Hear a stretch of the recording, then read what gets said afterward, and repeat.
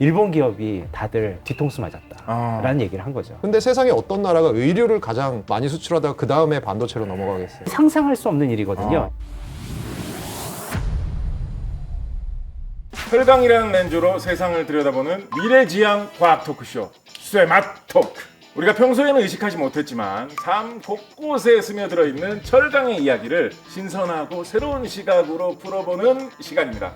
안녕하세요. 저는 쇠맛 토크 MC를 맡은 곽재식입니다. 오늘 함께 이야기 나눠볼 두 분 모셨습니다. 안녕하십니까. 저는 고려대학교 신소재공학부 이준호 교수입니다. 네, 안녕하세요. 저는 서강대학교에서 경제학을 가르치고 있는 허준영입니다. 철강을 둔 패권 경쟁, 이 이야기를 해보도록 하겠습니다. 도대체 철강이 뭐길래 이렇게까지 치열하게 경쟁을 하는 걸까요? 저는 조금 그거를 역사적인 관점에서 돌려볼 필요가 있다고 생각을 네. 해요. 전 세계적으로 패권을 가진 나라들이 어떻게 해서 패권을 가졌는가. 예를 들어서 로마가 실은 전 세계 철강 생산량의 절반을 차지했을 때 이 패권 국가가 됐고요. 영국이 이제 산업혁명을 통해 가지고 철강 생산량을 전 세계에서 절반 정도 생산했을 때 패권 국가가 됐어요. 미국도 마찬가지로 실은 2차 대전을 겪으면서 철강 생산량이 비약적으로 증가하면서 세계 최고의 패권 국가가 됐고요. 그 다음에 그것을 일본이 잠시 넘겨받을 뻔했어요. 73년쯤에 거의 미국과 일본의 철강 생산량이 거의 유사할 정도로. 그러면서 실은 일본이 굉장히 경제적인 번영을 누렸는데 프라자 합의 때문에 일본이 그 패권 국가의 지위를 잃어버리게 된 거죠. 그리고 나서 지금 전 세계 철강 생산량의 50% 이상을 중국이 합니다. 패권이 중국으로 옮겨가는 과정 속에 있다. 이렇게 보시는 게 맞겠죠.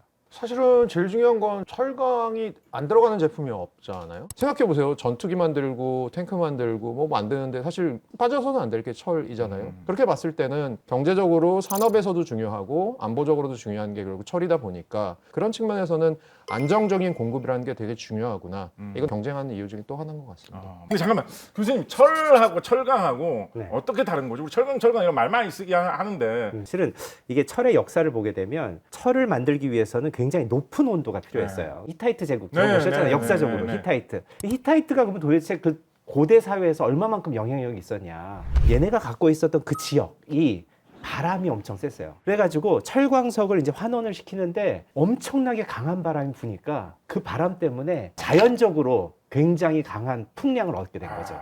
그러니까 높은 온도를 얻을 수 있었고 그걸 가지고 철을 만드는 거예요. 얘네들이 철을 잘 만드니까 그걸 가지고 맨 처음에 한 게 뭐냐면 무기를 만든 겁니다. 제일 처음에 만든 무기가 뭐냐면 마차예요. 마차. 이집트에서는 마차를 만드는데 차륜을 나무로 만들었어요. 근데 헤타이트는 철을 가지고 이 마차 바퀴에 차륜을 만든 거죠. 그러니까 싸우게 되면 어디를 가든지 전쟁에서 이길 수 있는 이런 강력한 군사력을 갖게 된 거죠. 근데 그것이 나중에 이제 중국에서 이제 한 나라가 되면 이것을 어떻게 조금 더 온도를 높이면서 얘를 녹이게 됩니다. 그리고 탄을 조금 넣어서 얘네들 용융을 시키게 되는데 용융에 시킨 애들을 이렇게 휘 저으면서 거기에다 철광석을 사철을 뿌립니다. 그랬더니 이 철광석하고 이 탄소가 녹아있는 철이 반응을 하면서 정련이 되게 된 거예요. 온도가 올라가면서. 이렇게 정련을 해서 만든 제품은 기존에 그냥 제품을 만든 것보다 강의 성질이 우수해서 이것을 강철이라고 부르게 된 거죠. 철의 성능을 기술적으로 높인 게 결국은 철강이다. 그렇게 보면 교수님, 네. 중국이 강철의 원조였다가 요즘에 좀 네. 주류로 이렇게 좀 그렇죠. 돌아오게 됐군요. 그렇죠. 교수님, 그러면 지금 세계 철강 생산 1위는 어느 나라가 기록을 좀 갖고 있습니까? 그러니까 생산 순위 보니까 중국이 1위, 인도가 중국의 한 10분의 1 정도 생산해서 2위. 그 다음 일본, 미국, 러시아, 한국 순이어서 우리나라가 그 당시 기준으로는 이제 6위 정도 하고 있고요. 수출로 보면 이제 중국 1위, 그리고 일본이 한 중국의 절반 정도 수출합니다. 그 다음에 한국 이렇습니다. 제가 생산 국가랑 수출 국가 순위를 말씀드렸는데 그러면 이 둘 사이에 빠진 나라들 있잖아요. 예를 들어서 인도, 그 다음에 미국 같은 나라들은 생산은 많이 하는데 수출은 많이 안 하는 나라다. 그럼 이제 어떤 느낌이 드세요? 이 나라는 내수로 거의 소비를 내부에서 한다. 소비를 많이 한다라고 생각하실 수 있을 것 같고요. 실제로 인도가 최근에 경제 성장률이 1년에 뭐 한 5에서 8%씩 계속 찍고 있는 나라 중에 하나거든요. 그 경제 성장을 하는 가장 밑바탕에 뭐가 있냐면 인프라 투자를 엄청 많이 하고 있습니다. 모디 정부에서. 근데 거기가 이제 아무래도 철이 많이 들어가겠죠. 그러면 우리나라 규모에서 뭐 세계 1, 2위는 아닌데 그런데도 한국 철강이 좀 높은 평가를 받는 이유는 뭐라고 생각하십니까? 근데 기본적으로 우리가 국제 시장에서 경쟁을 한다는 것은 결국은 수출을 어디가 많이 하는가 이걸 가지고 봐야 될 것 같아요. 그러니까 수출과 수입을 이렇게 플러스 마이너스 했을 때 순수출이 가장 많이 하는 나라가 여전히 중국입니다. 근데 2위가 일본이고요. 3위가 우리나라입니다.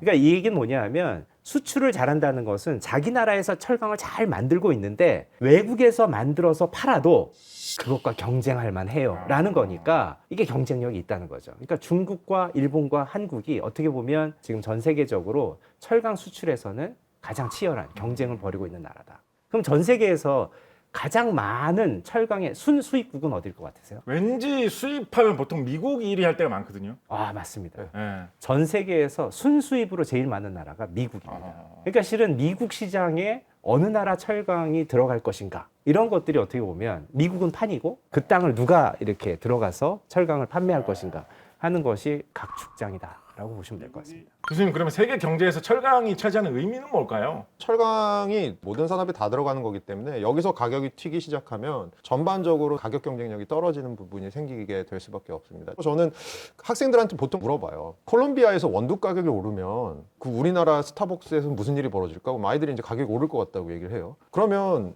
아랍에미리트에서 나는 석유 가격이 오르면 스타벅스 가격에 무슨 변화가 생길까라고 물어보면 아이들이 아무 관계 없을 것 같은데요 라고 얘기를 많이 하거든요. 근데 사실은 콜롬비아에서 한국까지 커피콩을 나르는 거는 석유를 갖고 나르는 거거든요. 그렇게 보면 강철도 저는 비슷한 역할을 한다고 생각을 해요. 모든 곳에 다 쓰이기 때문에. 그래서 사실 여기서 가격이 오르게 되면 전반적으로 산업에서 가격 부담이 생길 수밖에 없는 부분이 저는 분명히 있다고 보고요. 또 하나는 철강이 글로벌 경기에 대한 대용 지표처럼 쓸 수 있습니다. 경제학은 수요 공급이잖아요. 철강 공급이 일정하다라고 가정을 하면 철강 가격이 오를 때가 언제냐라고 생각을 해보면 철강에 대한 수요가 많을 때고 철강에 대한 수요가 언제 많냐라고 하면 여러 군데에서 이 철강을 가지고 뭔가를 뚝딱뚝딱 할 때가 많은 거잖아요. 그래서 실제로 철강의 가격과 글로벌 경기가 굉장히 관련을 맺고 있고요. 그러면 나라별로 철강 산업을 보는 의미도 조금씩 다를 것 같거든요. 그러면 일단 세계 최대 수입국 미국에게 철강 산업 어떤 의미라고 볼 수 있을까요? 트럼프가 2025년 3월, 올해 3월이죠. 미 의회 합동연설에서 뭐라고 얘기했냐면 철강이 없으면 군대도 없고 군사도 없다. 이게 굉장히 강력한 말이거든요. 혹시 런던 올림픽 기억하십니까? 2012년에 개막식 막 하면 오륜기를 이렇게 만드는데 철강으로 이렇게 샘물을 부어서 오륜기를 만드는 장면이 나와요. 오륜기가 이제 하늘로 쫙 올라갔는데 산업혁명의 핵심은 철강이다라는 거를 오륜기로 이렇게 보여준 거죠. 그러니까 실은 영국도 그렇고 미국도 그렇고 철강이 자기네에 있어서 국력의 핵심이다라는 것을 얘기를 한 거고요. 미국엔 US 스틸이라고요. 한 세기를 거의 풍미한 미국의 대표적인 철강 기업이 있죠. US 스틸을 만들었을 때 당시 미국 전체 철강 생산량의 대략 한 3분의 2를 독점을 하게 됩니다. 엄청난 이제 돈을 끌어모으게 되는 거죠. 미국이 실은 이 철강 산업을 통해서 국가 경제를 발전시킨 것들을 경험을 했어요. 2차 대전 끝났을 때 미국의 철강 생산량이 몇 배 증가했는지 아십니까? 크게 질러서 네. 한 5배? 아, 너무 작습니다. 너무 작아요, 5배가? 너무 작습니다. 20배 정도요? 야, 25배가 증가했어요. 2500%. 그런 거죠. 경제학에서 2500% 생산량이 증가했다 그러면 그게 어떤 기업이 그렇습니까? 잘 안 나오죠. 그러니까 예를 들어서 저희가 닷컴 때 실리콘밸리에 있는 인터넷 기업들이 뭐 그렇게 생산을 늘렸을지 모르겠으나 철강처럼 눈에 보이는 어떤 제조업 부분의 생산이 그렇게 늘어나는 건 다른 스토리죠. 미국에 있는 트럼프 대통령이 대통령 되자마자 맨 처음에 관세를 발표한 게 철강이잖아요. 그리고 나서 무슨 얘기를 했냐면 또 조선 얘기를 했어요. 트럼프는 역사 공부를 열심히 한 것 같아요. 왜냐하면 미국이 번영을 이뤘을 때 2차 대전 때 리버티라는 배를 만듭니다. 리버티 선박은 이게 표준 화물선이에요. 근데 이거를 2차 대전 때 2,710척을 만듭니다. 요즘 이제 미국이 군함을 못 만들어 가지고 지금 난리잖아요. 근데 미국은 그때 2,710척이라는 배를 4년 만에 다 만들었어요. 4년 만에 다 만들어서 이거를 뭘 했냐면 유럽에 필요한 전쟁 군수 물자를 다 유럽으로 실어 날렸어요. 그러니까 미국이 그렇게 조선을 활성화시켜서 부흥했다라는 것을 기억하고 있는 거예요. 그것 때문에 어떻게든 이 조선 산업을 살려야겠다라고 생각을 했고 그것을 위해서 가장 필요한 게 철강이다라고 생각을 한 거죠. 철강 산업이 이렇게 치열하게 경쟁을 하고 있는데 굉장히 빠르게 쫓아가가지고 요즘 약간 주류가 거의 돼 있는 그런 나라가 있죠. 바로 중국인데요. 중국의 철강 산업은 어떤 역사를 갖고 있고 어떤 특징이 있을까요? 중국은 뭐 예전부터 철강에 대해서는 전통적으로 굉장히 강국이었지만 네. 근대화가 되면서 그 기술들을 습득하지 못하고 지나왔었죠. 그래서 1995년까지 철강 생산량을 조금씩 늘려서 1억 톤이 됐습니다. 그런데 2018년에 9억 톤을 찍습니다. 그러니까 이 단기간에 엄청난 시설 투자가 되면서 중국이 비약적인 경제 발전을 이루게 되는 거죠. 그 단기간에 성장하기 위해서는 자체적인 기술 개발로는 안 돼요. 외부의 기술을 빨리 도입하는 게 필요한데 실은 미국도 그랬거든요. 미국이 철강 산업이 막 부흥했을 때 자체적으로 개발한 기술이 아니라 영국에서 개발한 기술들을 베세머 전로라든가 그쵸, 이런 거. 베세머 전로 같은 것들을 들여와서 미국의 경제적인 발전을 이룰 거고요. 그러니까 이 신기술을 빨리 도입하겠다라고 하는 의지가 그 나라를 강국으로 만들었거든요. 중국은 1995년부터 철강을 일으키겠다라고 하면서 모든 기술을 일본이나 유럽에서 다 들여왔습니다. 그리고 국가의 그 그립이 좀 강한 게 철강 산업이 중국 내에서 탄소 배출이 한 15% 차지하더라고요. 네. 친환경으로 가고 있는 방향 측면에서는 사실은 굉장히 부담이 되는 산업일 수 있는데 근데 그거를 국가 주도로 할 수 있는 나라가 결국 중국 아닌가라는 생각이 좀 들더라고요. 아무리 그래도 이렇게 빠르게 산업의 성장이 일어나면 뭐 부작용도 좀 있을 수도 있을 것 같은데요. 이 철강 산업이 대규모 장치 산업이거든요. 네. 그래서 마치 배로 치면 항공모함과 같아요. 한 번에 방향을 틀 수가 없다는 게 문제죠. 그러니까 중국이 1대1로 정책을 피면서 굉장히 많은 철강 산업을 투자를 할 수밖에 없었던 게 사회 SOC, 즉 건물이나 도로나 철도나 전력망을 구축하려면 철강이 필요했거든요. 그래서 철강에 굉장히 많은 투자를 했는데 경제 성장률이 둔화되거나 그러면서 이제 철강을 소요하기가 굉장히 어려운 상황으로 바뀐 거죠. 그러니까 그 투자됐던 철강사들은 있는데 생산되는 철은 있고 이거 어떻게 할까 하다가 결국은 해외 시장으로 내몰 수밖에 없는 이런 상황이 펼쳐진 거죠. 그러다 보면 덤핑을 할 수밖에 없죠. 중국 자체에서 문제가 되는 거는 원래 받아야 될 가격을 못 받으니까 마진이 좀 떨어질 수는 있죠. 근데 중국 외부에서 벌어지는 문제점 중에 하나가 중국 철강이 그렇게 덤핑을 하다 보니까 딴 나라 철강 업체들이 사실 조금 중국하고 경쟁을 해야 되는 부분에서 힘들어지는 부분이 분명히 있고요. 저희 시쳇말로 그 경제학 하시는 분들 중에 하는 얘기 중에 이런 거 있거든요. 어떤 산업에 중국에 딱 손을 대기 시작하면 그 산업의 가격은 내려가게 돼 있다라고 얘기를 하거든요. 그러니까 이게 중국이 뭐 좋은 의미로는 디플레이션을 수출하는 거라고 생각할 수 있는데 안 좋게 생각하면 산업계에 어떻게 보면 생태계를 조금 망가뜨리는 부분도 저는 분명히 있는 것 같고요. 중국 철강 제품이 이런 식으로 우리나라로 막 들어온다라고 하면 우리나라 산업은 어떤 피해를 입게 될까요? 철강은 그 안에 들어가는 합금 성분을 어떻게 조절하느냐에 따라서 이 성질들을 바꿀 수가 있거든요. 네네. 그게 기술력인데 네. 그 기술력을 우리가 갖고 있기 때문에 우리나라에서 만드는 자동차라든지 아니면 전기 강판이라든지 이런 것들이 굉장히 기술적인 경쟁력들을 갖고 있는 거거든요. 근데 그것을 우리나라가 중국에서 싸다고 다 들여오고 우리나라의 생산 기술이나 이런 것들을 다 문을 닫거나 하게 되면 결과적으로는 우리가 그러한 첨단 소재나 이런 것들을 개발할 수 있는 창구가 없어지게 되는 거죠. 그러면 전방 산업들의 경쟁력도 다 같이 죽을 수밖에 없다. 미국에서도 철강 산업이 죽었다고는 하지만 전투기를 만드는 아주 핵심적인 금속 원료들이 있어요. 이런 것들은 해외 수출이 금지가 되어 있습니다. 우리나라에서 수입을 하려고 해도 미국에서 허가를 안 해줘요. 미국도 자체적으로 철강 산업을 보호하기 위해서 저렇게 안간힘을 쓰고 있는 것은 철강 산업이 철강 산업으로 끝나는 것이 아니라 그 전방에 있는 모든 산업의 경쟁력을 결정하는 핵심 키이기 때문에 그렇습니다. 근데 우리나라가 중국산 제품의 영향을 가장 많이 받을 수도 있는 그런 제조업 국가 중에 하나가 아니냐 그런 생각도 번뜩 드는군요. 실은 우리나라 철강업체 중에 또 일부는 그래서 중국으로부터 원자재를 받아서 그것을 가공 처리해서 또 해외로 수출하는 이런 업체들도 있습니다. 그러니까 중국을 완전히 배척하기보다는 우리가 적절히 좋은 관계를 맺으면서 필요한 것들은 그러니까 일부 또 수입을 해서 거기에 부가가치를 부여를 해서 뭐 아시아라든지 다른 지역으로 수출하는 이런 전략들도 굉장히 중요하다고 할 수 있습니다. 그렇다면 가장 중요한 우리나라 한국 같은 경우에는 철강 산업이 어떻게 해가지고 여기까지 성장할 수 있었을까요? 한국 철강 산업은 일본 모델의 확장판이라고 보면 좋습니다. 일본이 어떻게 제철업을 부흥을 시켰냐 하면 일관 제철소를 바닷가에 지었어요. 철강은 너무 무겁고 철의 원료가 되는 철강석이나 코크스도 무겁거든요. 석탄도. 그런데 이것을 배로 실어와서 바로 만들어서 배로 수출하는 미국 같은 경우에는 제철소가 5대5 연안이라든지 다 내륙 지방에 있잖아요. 그러니까 해외로 수출하기가 굉장히 어려운 구조죠.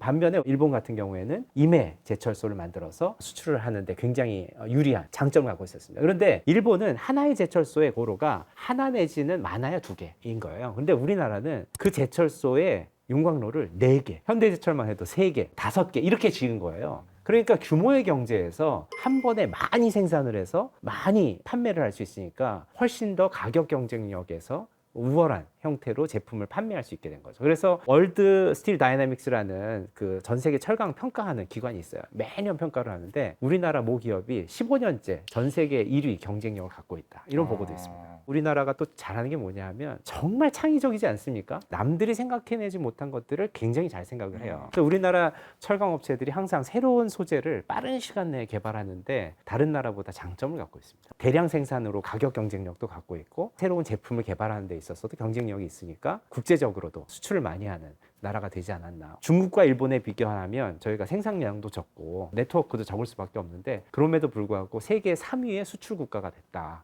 이것은 그만큼의 경쟁력이 있는 나라다라고 볼 수 있겠습니다. 사실은 이제 금년에 제일 큰 철강 관련된 뉴스거리는 미국에서 관세를 진짜 심하게 매기고 있다.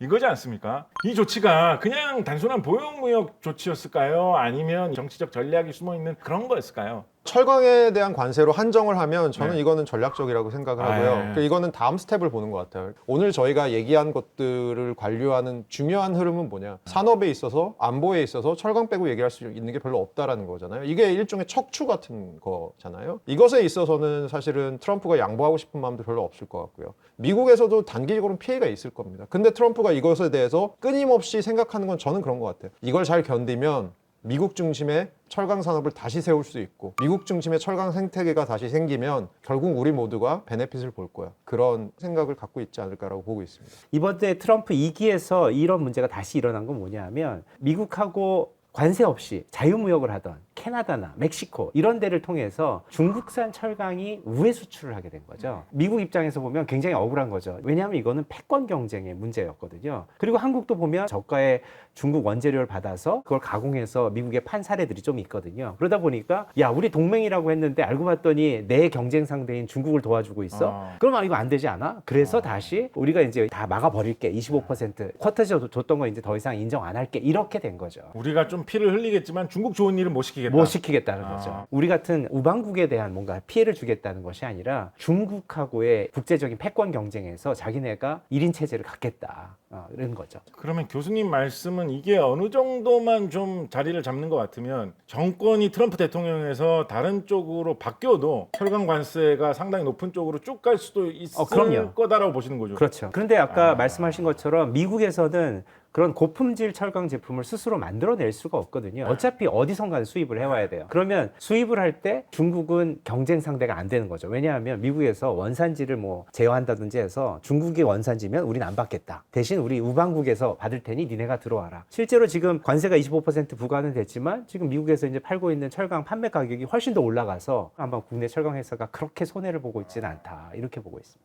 그리고 자꾸 그렇게 우회 수출하니까 바이든 정부에서 말미쯤에 나왔던 얘기가 뭐냐면 앞으로는 좀 더 면밀하게 원산지 보겠다라고 했고 이게 통하지 않으면 앞으로 이거 수출하는 회사의 대주주 국적까지 보겠다라고 얘기를 했었거든요. 결국은 이 중국의 우회 수출이라는 게 미국에게는 어떤 작용을 한 것 같고요. 자 그러면 미국의 이런 철강에 대한 고관세 정책이 우리나라한테 좋은 거라고 봐야 될까요? 나쁜 거라고 봐야 될까요? 저희한테는 오히려 좋은 기회다. 좋은 기회다. 네, 라고 보고 있습니다. 왜냐하면 미국 시장에서 우리가 경쟁을 하는 거거든요. 거기에서 누가 들어와서 판매를 할 거냐의 문제인데 중국이 들어오는 것을 어떻게든 원천적으로 차단하겠다고 하는 것이 미국 정부의 정책이면 결국은 최대 수혜자는 한국 아니면 일본이 될 수밖에 없다. 그러면 한국하고 일본 중에 누가 더 그곳에서 시장 경쟁력을 가질 수 있을까라고 본다면 한국이 조금 더 위에 있을 수 있지 않을까. 이유는 뭘까요? 왜냐하면 한국이 아까 말씀드린 것처럼 일본에 비해서 자체적인 제조 경쟁력이 훨씬 더 뛰어납니다. 그리고 실은 미국에서 필요로 하는 소재들을 한국이 좀 더 잘 만드는 경향이 있습니다. 그렇다 보니까 결과적으로는 한국이 미국 시장에서 조금 더 우위를 점할 수 있는 계기가 될 수 있다. 이번에 이제 현대해철 같은 경우에 미국에다 이제 진출하겠다고 선언을 했을 때 일본 기업이 다들 뒤통수 맞았다라는 얘기를 한 거죠. 일본에서는 감히 생각도 할 수 없는 형태로 트럼프 대통령하고 같이 나와가지고 연설도 하고 투자 전략도 밝히고 하는 일들을 한다는 것은 거의 상상할 수 없는 일이거든요. 그러니까 철강에 국한하면 저는 그 교수님 생각이랑 정확히 일치를 하고요. 그러니까 이게 좀 더 넓게 보면 약간 복잡합니다. 왜냐하면 중국이라는 데가 국제시장에서는 우리랑 경쟁하는 나라이기도 하지만 중국을 미국이 전략적으로 디커플링을 해버리면 우리한테는 두 가지 일이 벌어집니다. 좋은 일은 뭐냐면 국제 시장에서 경쟁도가 낮아져요. 중국이 사라지는 겁니다. 그게 지금 철강의 문제고요. 두 번째로는 우리가 중국 시장을 잃게 됩니다. 우리가 중국에 파는 거 이제 못 팔게 돼요. 덜 팔게 되고요. 근데 철강 산업의 입장에서는 이게 나쁘지 않다라고 보고 있습니다. 하지만 중장기적으로 봤을 때 미국이 걸음마를 떼고 본인들이 스스로 걷고 뛰고 할 수 있는 환경이 되면 그때 되면 좀 얘기가 달라질 가능성도 저는 있다고 봅니다. 그러면 이 고관세 시대에 우리나라 철강 업계가 가져야 될 어떤 전략 전술 뭐가 있을까요? 현지화 전략이 지금은 가장 필요한 때라고 생각을 합니다. 그러니까 현지화라고 하는 것은 결국은 그 나라에 우리가 수출을 하려고 하면 그 나라에도 어떻게든 이익을 줄 수 있는 방법으로 우리가 수출 구조를 좀 만들어야겠다라는 생각을 갖고 있고요. 그렇게 되면 현지화가 가장 좋은 방법이 아닌가. 그러니까 미국에 진출하는 것도 그런 일환이고요. 그러면 많은 분들이 국내 산업을 그러면 공동화시키자는 거냐 이런 염려들을 하십니다. 그런데 실질적으로 예를 들어서 미국에 우리가 진출한다고 해서 그곳에서 한국에서 하는 것처럼 제조업을 하기에는 굉장히 어렵습니다. 왜냐하면 인건비가 워낙 비싸요. 그러니까 한국에서 하는 것처럼 제조업을 하기에는 굉장히 어렵고 미국에서는 어떻게 보면 일종의 스마트 팩토리처럼 자동화, 무인화로 갈 수 있는 기틀을 만들어야 된다고 생각을 하고 일자리는 한국에 있으면서 미국에서 생산을 할 수 있는 이런 시스템들도 만들 수 있다라고 생각을 하고 있습니다. 철강은 무궁무진하게 발전하고 있습니다. 예. 지난 100년이 넘는 시간 동안 철강과 국력이 뗄래야 뗄 수 없는 관계였던 것 같다. 뭐 이런 생각 많이 해보게 됩니다. 지금까지 철강의 과거도 알아봤고 우리가 현재 미래까지도 좀 생각을 해봤는데요. 그러면 다음 몇십 년 동안 철강 왕좌를 차지할 나라는 어디가 될까요? 제가 교수님, 그 손흥민 선수를 되게 좋아하거든요. 네네. 예. 닮으셨어요. 그래요? 네. 이번에 17위로 떨어졌어요. 토트넘이 실은 런던에 연고지를 두고 있는 돈이 많은 구단이에요. 근데 이 구단이 어떻게 17위까지 떨어질 수 있냐라고들 얘기를 하는데 이 얘기는 뭐냐 하면 프리미어 리그가 지금 기술이 평준화된 거예요. 그러니까 선수들이 다들 뭐 체력도 좋고 이제 축구도 잘하니까 옛날처럼 어디 하나가 엄청나게 센 데가 있는 게 아니라 다 실은 고만고만 비등비등한 거예요. 철강 기술도 지금은 거의 이제 장치 싸움이 됐어요. 똑같은 장치를 놓으면 웬만큼 똑같이 생산을 해낼 수 있는 거죠. 그러면 여기에서 뭔가 새로운 거를 하기 위해서 뭘 해야 될까? 완전히 여태까지 없었던 거를 새로 할 수 있는 나라나 회사가 이 기술 주도권을 갖고 간다라고 봅니다. 뭐 국뽕은 아니지만 네. 저는 그래도 우리나라 철강 산업이 마치 우리나라의 경제 발전을 보여주는 것 같은 느낌을 갖고 있는데 어떤 거냐면 사실 한국이 외국 학자들이 주목하는 이유 중에 하나가 중진국에서 선진국으로 넘어간 몇 안 되는 나라거든요. 그 당시에 핫한 산업으로 빨리 진입해서 빨리 잘하고 다음 핫한 산업으로 빨리 잘 넘어갔다는 거예요. 그러니까 예를 들어서 1991년에 우리나라 최대 수출품이 뭐냐면 의류입니다. 1992년에 우리나라 최대 수출품이 반도체입니다. 물론 1991년에도 반도체가 한 2위나 3위쯤 있었겠죠. 근데 세상에 어떤 나라가 의류를 가장 많이 수출하다가 그 다음에 반도체로 넘어가겠어요. 그러니까 잘 보면 우리나라 경제 성장이라는 게 경공업 하다가 또 철강이나 조선 같은 거 하다가 자동차 하다가 반도체 하다가 이렇게 넘어온 거거든요. 우리나라 철강 산업이 마치 인터스텔라의 영화 대사처럼 우리는 길을 언제나 그랬듯이 찾을 것이라는 방식으로 새로운 것들을 계속해서 하면서 저는 트렌드 세터가 계속해서 될 수 있다고 생각을 하고요. 우리나라 철강 산업이 앞으로 한동안 굉장히 굳건한 국제적인 지위를 가지고 있을 것임은 뭐 의심하지 않고 있습니다. 쇠마 토크 1회 함께 해주셨는데요. 소감을 짧게 부탁드리도록 하겠습니다. 철강이라고 하는 그 소재 자체에 대해서 많은 분들이 잘 모르셨던 것 같아요. 그런데 이런 기획을 통해서 많은 분들이 철강에 대해서 많이 알게 되고 또 이게 우리나라의 국가의 가장 핵심적인 주요 기간 산업이라는 것을 인식하시고 많이 또 응원해 주시면 또 철강하는 사람들이 힘내서 우리나라의 산업 발전에 이바지할 수 있지 않을까 그런 생각을 하게 됩니다. 저는 철강이 사실 이렇게 공기랑 비틀즈 같은 건 줄 잘 몰랐어요. 비틀즈 같다는 게 어떤 뜻이죠? 거의 모든 현대 음악에 다 비틀즈가 묻어 있잖아요. 철강도 어떻게 보면 산업의 비틀즈 같은 느낌이 좀 오늘 더 많이 들었고요. 저도 앞으로는 조금 더 철강 산업 혹은 철강과 관련된 일들에 대해서 조금 더 관심을 갖고 지켜볼 계기가 될 것 같아서 저는 개인적으로 굉장히 감사합니다. 오늘 쇠마 토크는 여기까지 해보도록 하겠습니다. 철강에 대한 새로운 지식 많이 얻으셨나요? 2화는 더 깊고 흥미로운 주제로 찾아오겠습니다. 감사합니다. 네, 감사합니다.